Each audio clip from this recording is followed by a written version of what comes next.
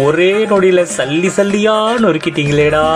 நமது ராஜதந்திரங்கள் அனைத்தும் வீணாகி விட்டதே.